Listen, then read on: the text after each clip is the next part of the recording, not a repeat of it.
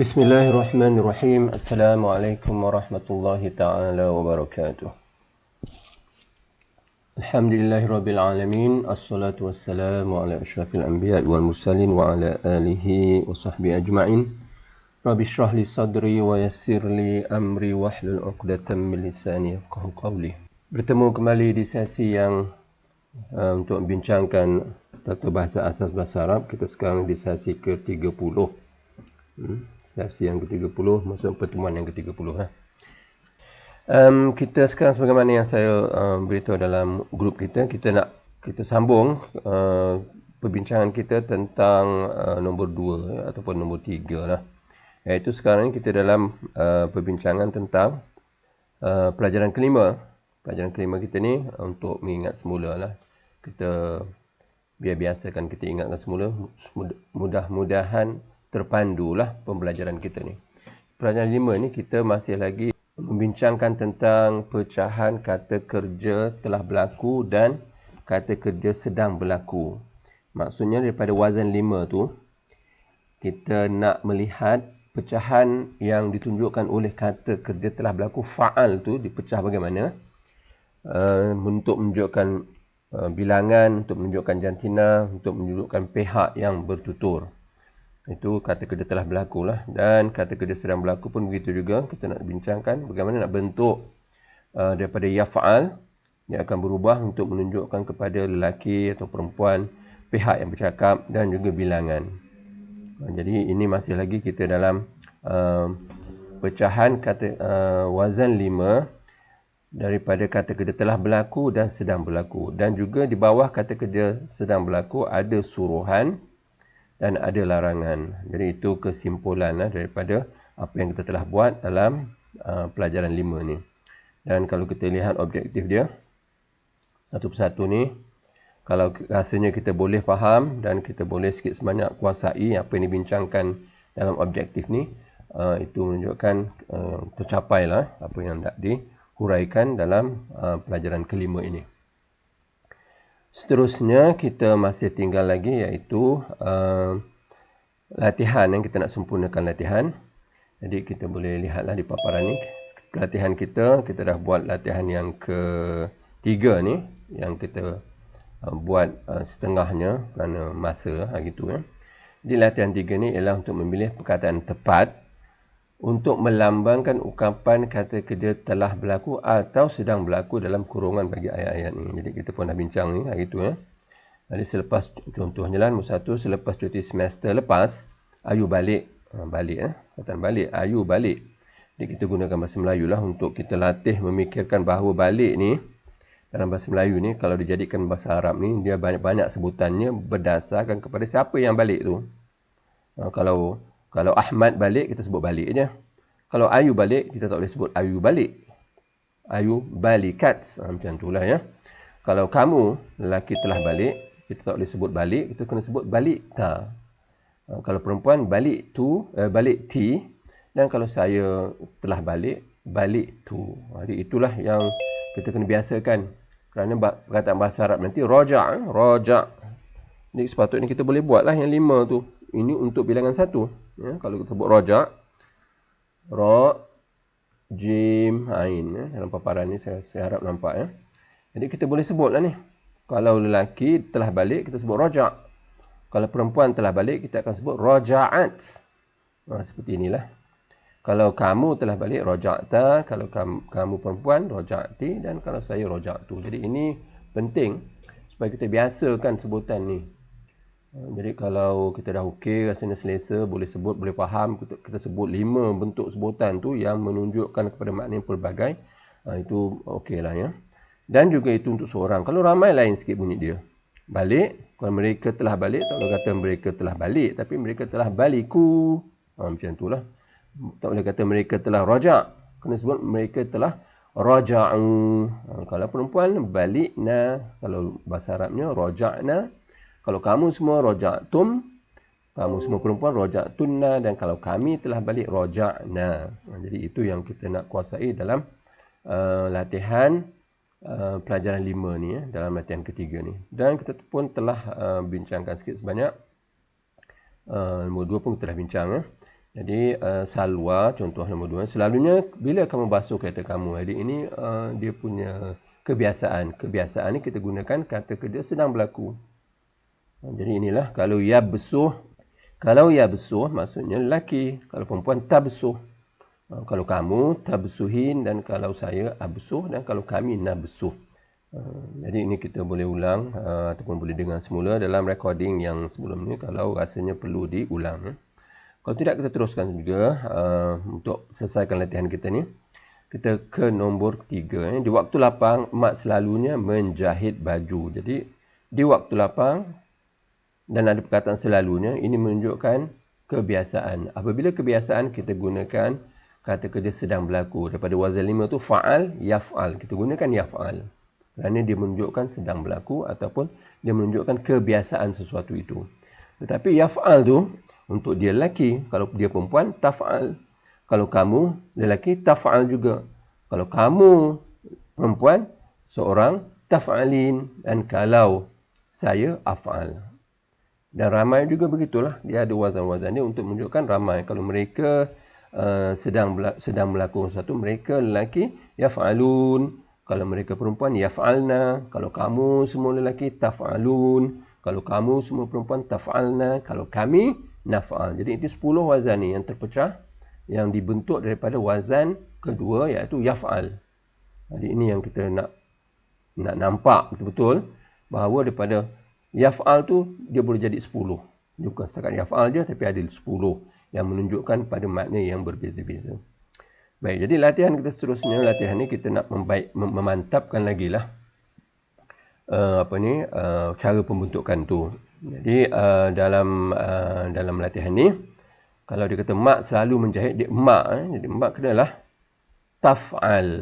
Taf'al ya, tapi kita guna bahasa Melayu ni tajhid. Ni yajhid, tapi kita kena cari ta lah.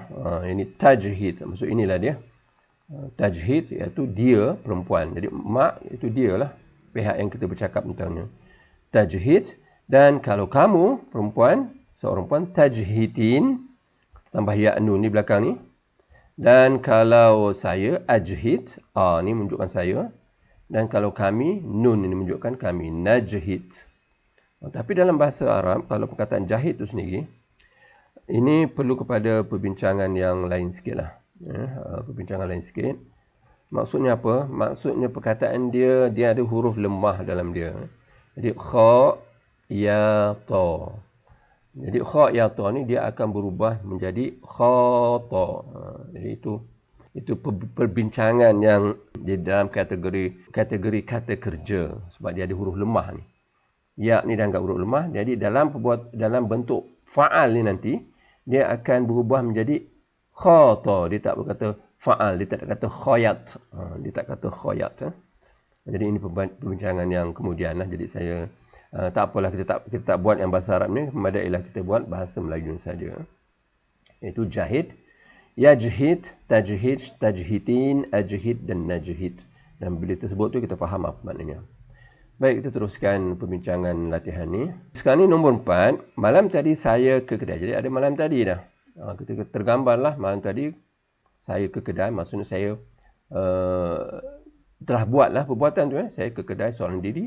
Saya tak takut. Maksudnya saya tidak takut. Maksudnya nak menafikan kita takut tu yang telah berlaku lah. Jadi tidak takut ni kena gunakan kata kerja telah berlaku. Jadi fa'al tu. Jadi kalau nak nafikan dia letak ma. Tidak, saya takut. Jadi ma fa'al tu. Jadi perkataan takut tu lah. Ini ma takut. Jadi kalau saya lain. Ini takut ni saja, fa'al saja. Maksudnya fa'ul wazan dia. Dia merujuk pada dia. Dia lelaki. Kalau dia perempuan, fa'ulat, takutat. Begitulah bunyi dia daripada takut tu. Perkataan takut tu nak jadikan dia Arab. Takut untuk lelaki, fa'ul wazan dia. Kalau perempuan, fa'ulat. Jadi takutat. Sebut dia. Takutat. Kalau anta, takutta. Kalau anti, takutti. Kalau saya, takuttu. Jadi mana yang paling sesuai ni? Saya tidak takut. Jadi merujuk pada saya lah yang bercakap ni. Jadi kena jawapan ni ialah ma takuttu. Jadi itulah kita kena lihat ya perkataan Arab ni. Kerana dia lain sikit bahasa Melayu. Kita bahasa Melayu sebut takut untuk semua orang. Tapi kalau jadikan di Arab, kalau saya tak boleh kata takut. Kena sebut takut tu. Kalau kamu lelaki, takut ta. Kalau kamu perempuan, takut ti dan sebagainya yang telah kita bincangkan sebelum ini. Hanya nak biasakanlah bahawa kata kerja tu kita nak sebut dalam bahasa Arab dia kena ada tambahan-tambahan di akhirnya kalau kata kerja telah berlaku dan di awalnya kalau kata kerja sedang berlaku. Jadi ini kita kena biasakan. Jadi insya-Allah waktu jumpa teks yang betul-betul Arab nanti kita akan nampaklah perbezaan di antara kata kerja telah berlaku dan kata kerja sedang berlaku ini. Baik. Ini jawapan dia. Jadi jawapan dia ialah ma takuttu. Malam tadi saya ke kedai seorang diri. Ma takuttu. Saya tak takut. Jadi, kalau malam tadi Aminah pergi ke kedai seorang diri, dia tidak takut. Ma takutat. Ini lah kataan dia. Ma takutat. Jadi malam tadi kamu pergi ke kedai seorang diri, kamu tak takut. Ma takutta untuk lelaki. Kalau kamu perempuan, ma takutti. Macam itulah bunyi dia. Baik, seterusnya kita ke latihan ataupun nombor 5 ni. Nur Ashikin. Okay. Adakah kamu telah jahit? Ada telah sini. Tapi cakap dengan Nur Ashikin, seorang perempuan. Kamu telah jahit kain yang kamu beli semalam. Jadi jahit ni. Wazannya fa'al ataupun fa'il. Di sini pasal ha' ni atau H ni bagi bawah. Jadi fa'il. Jadi jahit. Tapi kita cakap dengan Nur Ashikin, perempuan.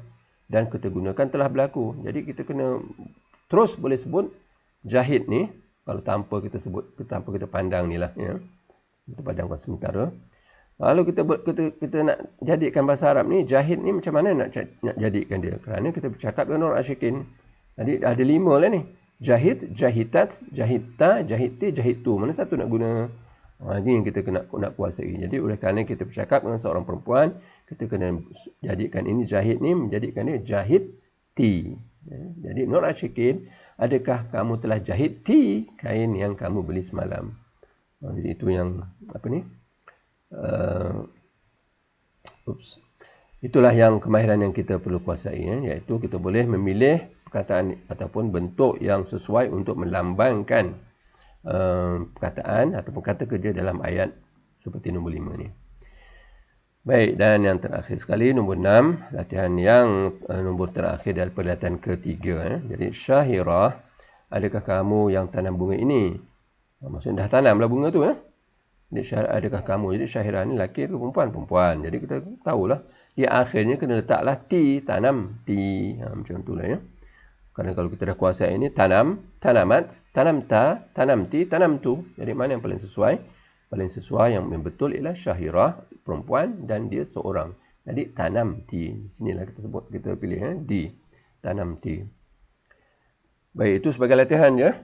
Dan insya-Allah kalau kita jumpa bahasa Arab nanti, kita kena hafal makna perkataan tu dalam bahasa Melayu dia apa dia, satu kata kerja katakan, dan kita kena mampu boleh membuat 5 ni untuk seorang bilangan dia dan lagi 5 untuk bilangan ramai.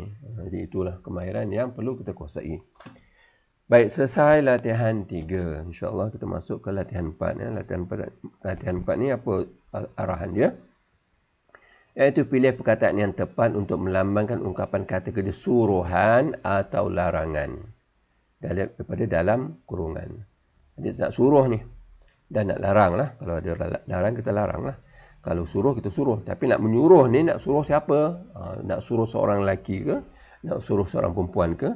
Nak suruh ramai lelaki ataupun nak suruh ramai perempuan. Itulah. Ada 4 tu. Jadi daripada kata kerja sedang berlaku tu, dia akan pecah lagi. Ada 4 tambahan yang 10 tadi. Dia akan 4 tambahan untuk menyuruh. Jadi sekarang ni kita tengok ayat dia. Nabilah. Nabilah nama perempuan. Dia nak suruh seorang perempuan. Bagaimana? Salin. Bahasa Melayu salinnya. Salin teks ini dalam buku kamu. Jadi nak suruh salin tu bagaimana? Ini kita dah buat. Jadi salin. Jadi nak suruh macam mana? Salin yaslin. Jadi kita kena tengok. Kita ulang balik sikit. Kita kena tengok kata kerja sedang berlaku dia. Salin ni adalah kata kerja asalnya telah berlaku. Fa'il. Tapi kata kerja sedang berlakunya. Wazan yang kedua tu iaitu yaf'il. Jadi kalau yaf'il. Dia punya wazan. Jadi kita kena ingat baliklah ya. Kalau yaf'il. Yaf'il. Oleh kerana ain ni beri bawah. Kita gunakan bentuk if'il. Ini kita kena hafal sikit lah. If'il, untuk menyuruh. Kalau yaf'al, kita dah buat sebelum ni kan. Kalau yaf'al, kita gunakan if'al. Okey, kalau yaf'al kita gunakan if'al. Kalau yaf'ul, ini kita ingat semula, yaf'ul kita gunakan uf'ul.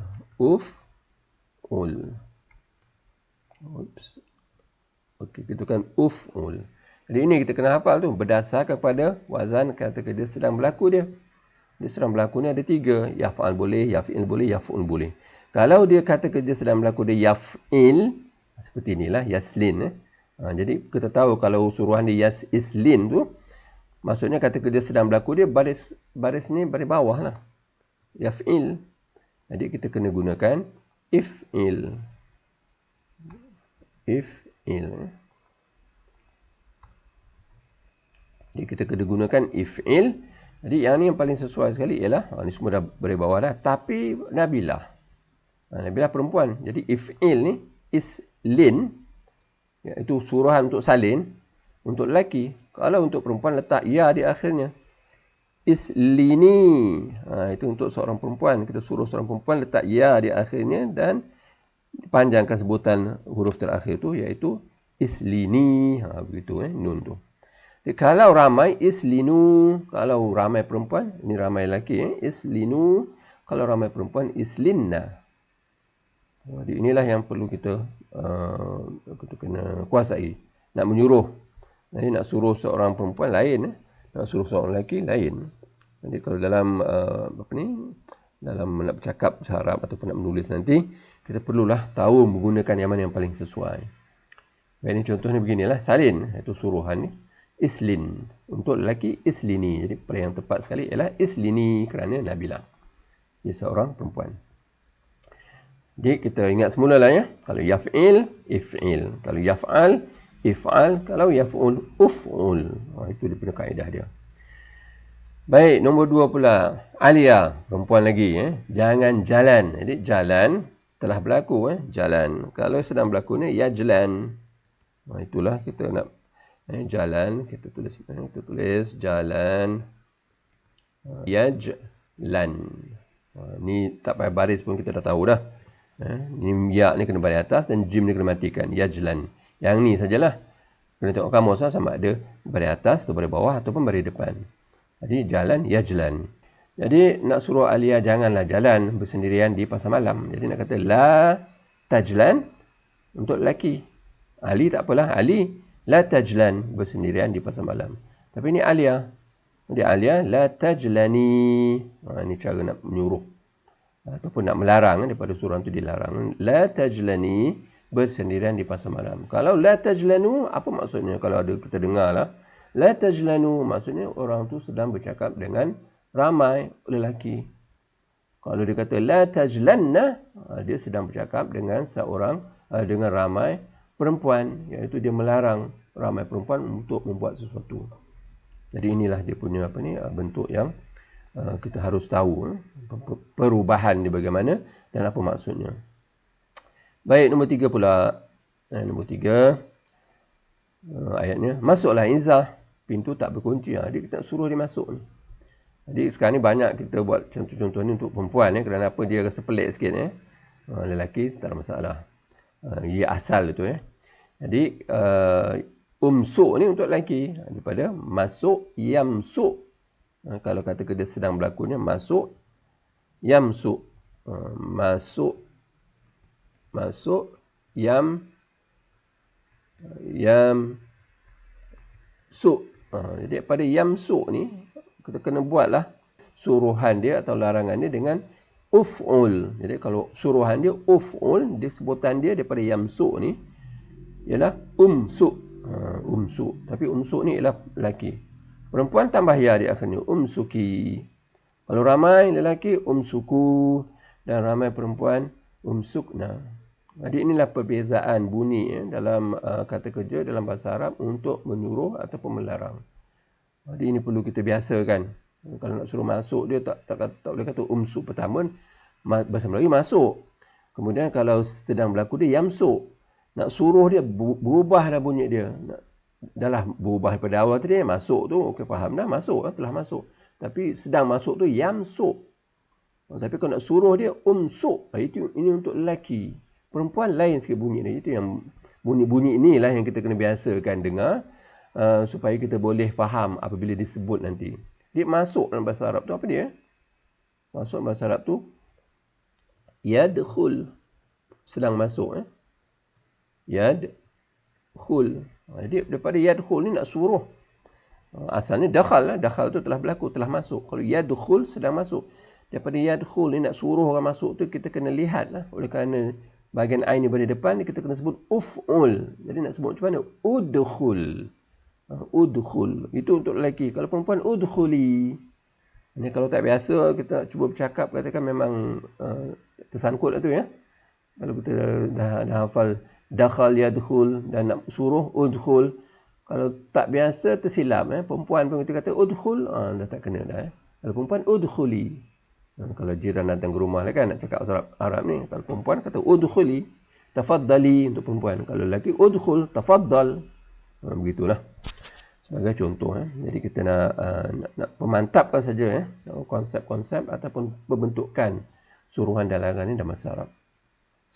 Baik, sekarang ni mempat pula pelajar lelaki semua balik ke kelas sekarang juga. Dah habis waktu rehat sebenarnya, balik ke kelas sekarang juga. Dia balik tu nak sebut macam mana? Balik, kata kerja sedang berlaku dia yablik. Yablik. Jadi yablik. Jadi kalau suruh dia kena sebut iblik. Iblik untuk seorang, tapi ramai ramai inilah dia untuk lelaki. Ibliku, ada waw di akhirnya. Kalau iblik saja seorang lelaki.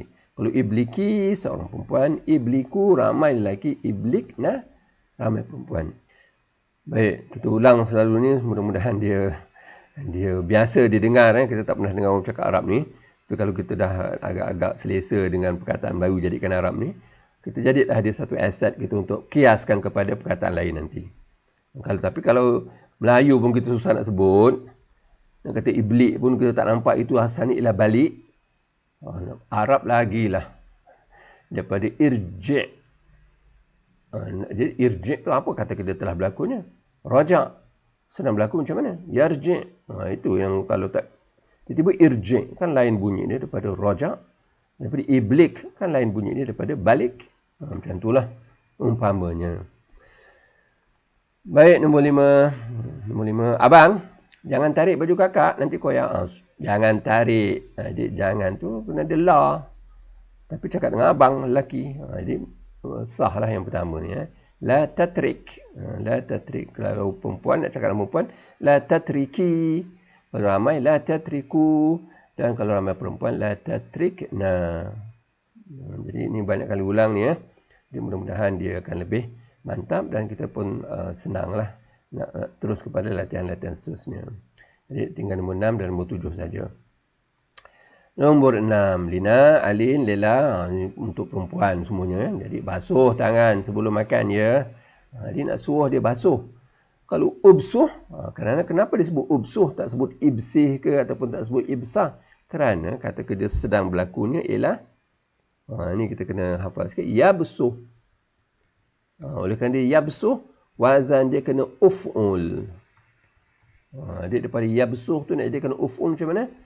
Kita buanglah ya ni tambah ni. Kita buang dia. Dan kita letaklah alif di awalnya, balikkan depan. Dan kekalkan 3 huruf dasar dia. Iaitu ba, sin, ha. Inilah dia ba, sin, ha. Letak alif di awalnya. Letak bariskan balik depan. Jadi ubsuh.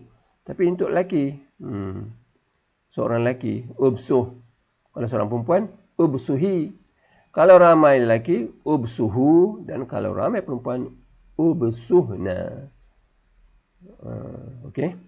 Jadi inilah kena dilatih sebutan ni dan juga cara mendengar dan sebagainya lah. Kita kena faham ada perbezaan untuk lelaki, perempuan, seorang dan ramai.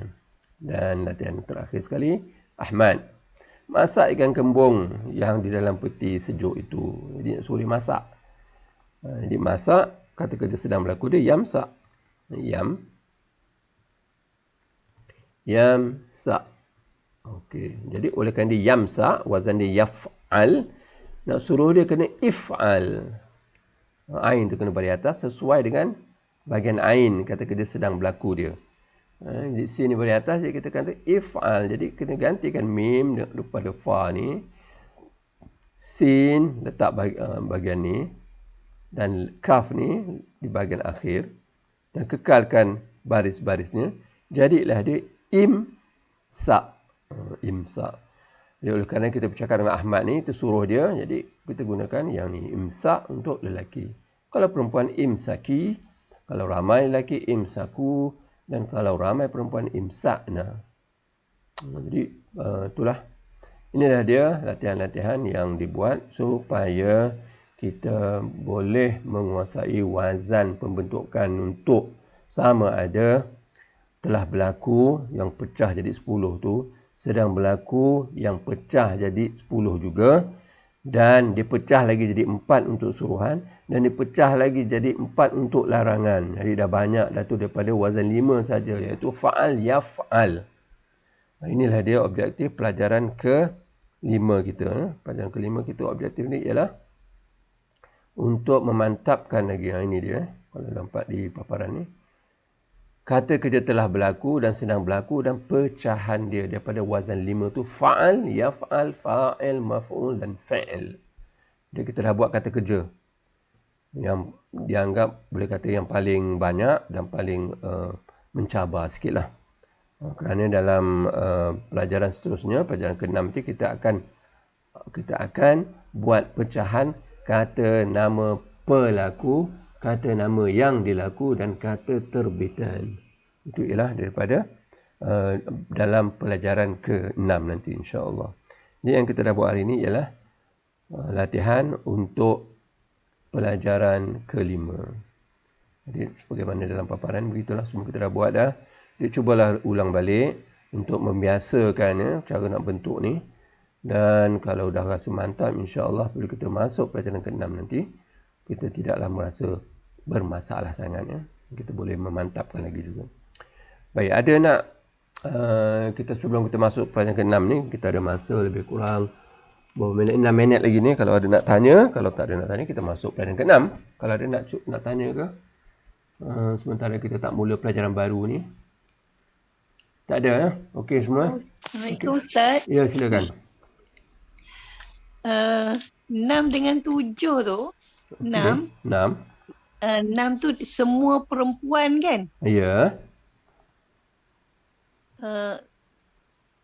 Apa soalan dia? Kalau semua perempuan, C ataupun D? Tak, dia D saja. Kerana C ni untuk lelaki.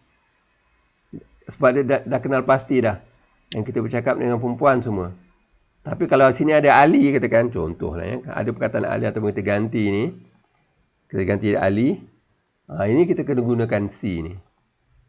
Kerana oleh kerana dia seorang lelaki, semuanya kita kena anggap pasal begitulah dia punya kaedah. Kalau ada seorang lelaki dalam semua yang kita nak bercakap tu, kita kena gunakan bentuk lelaki, iaitu ubsuhu. Tapi kalau semua perempuan tadi, kita gunakanlah yang asalnya untuk semua perempuan ubsuhna. Ya, itu soalan dia, jelas Ya. Okey. Yang 7 tu dia jadi confuse saya. Yang 7 ni Ahmad, dia Ahmad seorang je. Seorang lelaki kan? Seorang je. Jadi kita gunakan ni A ni. A ni untuk seorang lelaki. Imsak saja. Sebab tadi nampak Ustaz hitamkan imsakna. Oh, ini ni ke? Tidak. Mungkin komputer ni lambat di highlight tapi ini sebenarnya jawapannya imsak saja, iaitu masak. Jadi kalau bahasa Arabnya kita jadikan bahasa Arab ni yatbakh, yatbakh. Lain nak sebut macam mana tu? Yatbakh. Nak wazan dia ini, nak jadikan dia. Yatbakh. Itbakh. Yalah. Itbakh untuk lelaki. Kalau perempuan itbakhi. Itbakh. Itbakhi perempuan. Kalau ramai itbakhu. Kalau ramai perempuan itbakhna. Ini yang rasa pelik sikit tapi kita kena biasakan perubahan-perubahan ni untuk menunjukkan pada makna tertentu. Baik, jelas ya? Okey, baik Ustaz, terima kasih. Okey, ada soalan lain kalau siapa nak tanya sebelum kita masuk pelajaran ke-6 ya? Pelajaran ke-6 pun tak sempat nak buat semuanya, kita boleh buat sikit je sebagai pengenalan. Tak ada tak ada soalan. Okey, kalau tak ada kita terus kepada pelajaran ke-6 kita, iaitu di muka surat 67. 67 pelajaran ke-6. Jadi pelajaran ke-6 ni begitulah. Kita dah buat pelajaran ke-5 tadi, iaitu daripada wazan 5 ni. Ni yang penting wazan 5 ni. Wazan 5 ni dia boleh katakan ibu ataupun dia punya payung segala wazan. Jadi daripada wazan 5 ni tiap-tiap telah berlaku dia akan pecah, sedang berlaku dia akan pecah lagi. Kemudian pelaku ni kita nak buat dalam pelajaran 6 ni, dia akan pecah juga untuk menunjukkan bilangan, untuk menunjukkan kategori lelaki atau perempuan. Begitu juga yang dilaku dan juga yang last sekali kata terbitan, tapi dia tidak sebanyak kata kerja yang dua tu. Ini dianggap mudah sikit lah. Pasal dia tidak banyak sangat pecahan dia. Jadi kalau yang kata kerja tadi yang telah berlaku dan sedang berlaku, kalau kita dah kuasai dengan mantap, yang ni saya anggap tidak ada masalah sangat lah. Kita nak faham je dan kita kena hafal lah. Itu memang tak boleh elak. Kita kena hafal dan biasa menyebutnya ataupun mendengarnya. Baik, ini pelajaran ke-6 ya. Untuk kita lihat bagaimana yang 3 lagi yang baki daripada wazan 5 tu, bagaimana dia berpecah. Jadi objektifnya kita boleh baca bersama ya. Dan kita boleh rujuk nantilah insya-Allah. Jadi pertamanya tahu pecahan perkataan daripada wazan kata nama pelaku untuk menunjukkan jantina perempuan dan lelaki ya. Untuk jantina perempuan maksudnya perempuan dan lelaki lah, kerana yang asal tu fa'il tu untuk lelaki. Jadi kalau nak suruh untuk perempuan macam mana? Ada dia punya wazan tertentu, iaitu letak di akhirnya ta marbutah saja. Daripada fa'il jadi fa'ilah. Nombor 2, tahu pecahan perkataan daripada wazan kata nama pelaku untuk menunjukkan bilangan ramai lelaki dan perempuan. Jadi kalau fa'il untuk lelaki, kalau fa'ilun untuk lelaki tapi ramai. Kalau fa'ilat untuk perempuan tapi ramai. Dan seterusnya lah.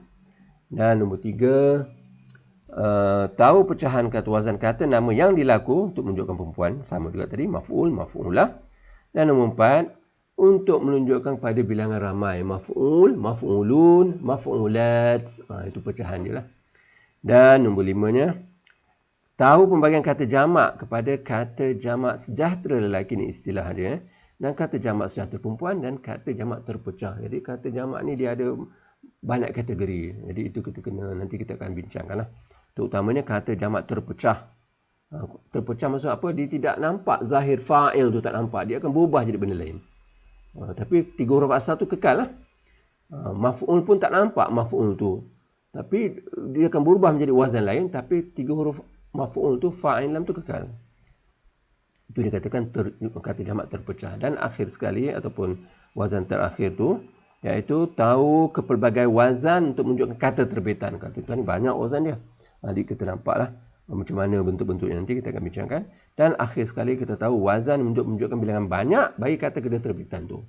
Dia asalnya 1, tapi dia akan jadi banyak nanti. Macam mana nak bentuk dia. Jadi ini ialah objektif. Dan masa pun kurang seminit ni.